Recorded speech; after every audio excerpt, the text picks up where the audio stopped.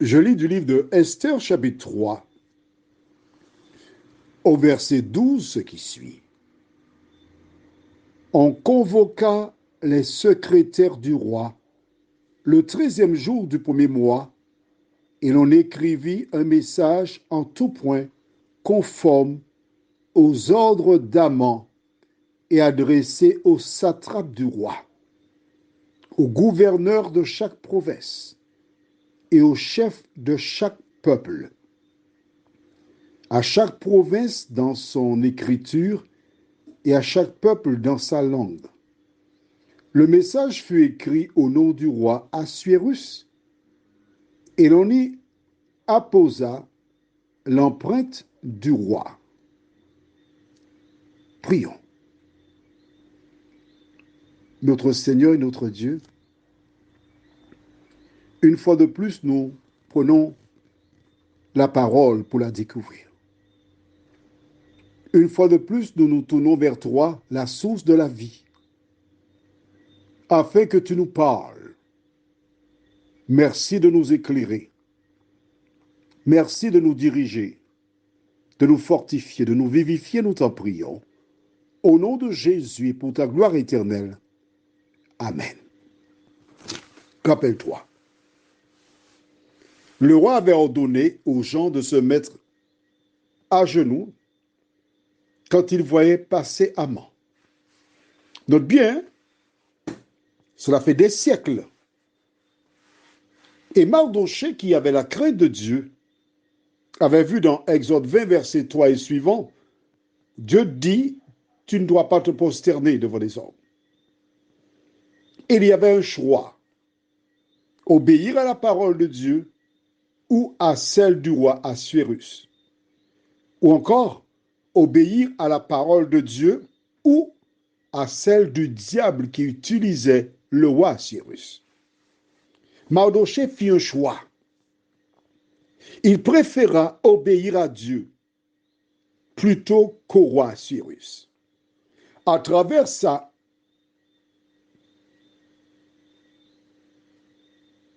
décision,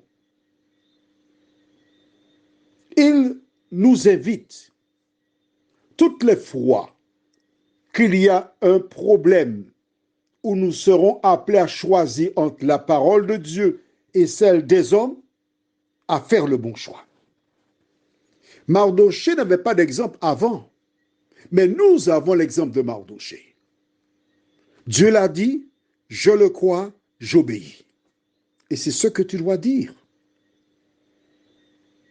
Aman, irrité, décida de prendre 300 tonnes de son argent. Verser cette somme dans le trésor du roi. L'utiliser afin d'anéantir le peuple juif. Tous ceux qui se trouvaient dans les différentes provinces dont le roi Assuérus avait la charge. Alors certaines personnes, lorsqu'elles font le bien, reçoivent une volée de bâtons. Tu n'aurais pas dû dire ça. Tu n'aurais pas dû faire ça. Probablement, des personnes avaient de tels propos à l'endroit de Mardochée. Mais Mardochée savait qu'il avait affaire avec Dieu, pas avec des hommes. Et voici, les secrétaires furent convoqués afin de rédiger dans les langues de chaque province un ordre venant d'Aman, de Haman, si tu préfères. Et ce dernier avait une seule obsession, mettre à mort tous les Juifs. Mes amis, le jour vient où celui qui inspira Haman invitera des femmes et des hommes à mettre à mort celles et ceux qui sont fidèles à l'Éternel. Le jour vient où il faudra prendre position de manière radicale pour Dieu ou pour l'autre. Quand ce moment sera venu, quel sera ton choix? Prions. notre Seigneur et notre Dieu, Mardochée fit le bon choix de nous aider, nous aussi, à faire le bon choix. Alors que la nuit est tombée et que bientôt le rideau tombera aussi sur l'histoire de ce monde,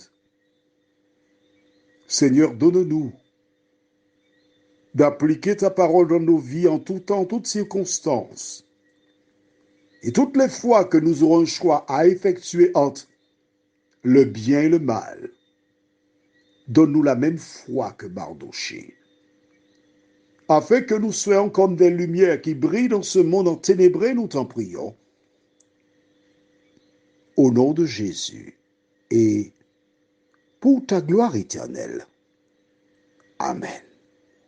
Je te souhaite une bonne nuit sous le regard de Dieu.